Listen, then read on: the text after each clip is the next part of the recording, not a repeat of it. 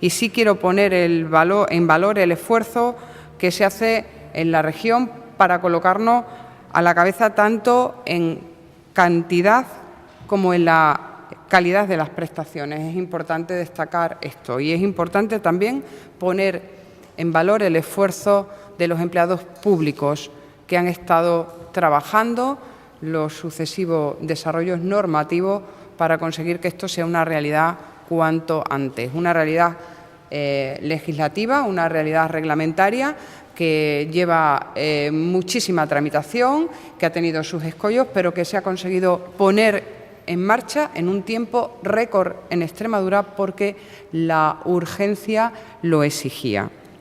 Y me quiero detener en algunos datos que van a poder ver también en el dossier que hemos facilitado para completar la información con relación a este tema.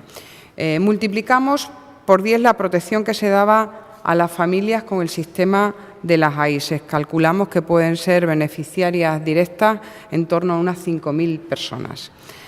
Alcanzamos una tasa de cobertura de un 4,5% de cada 1.000 habitantes. Es la séptima región en este parámetro. Solo otras 4 regiones, junto con Extremadura, no van a fijar techo temporal para la percepción de este derecho. Y mientras persistan las circunstancias, se garantiza este derecho que no se pone un techo temporal para limitar esta ayuda.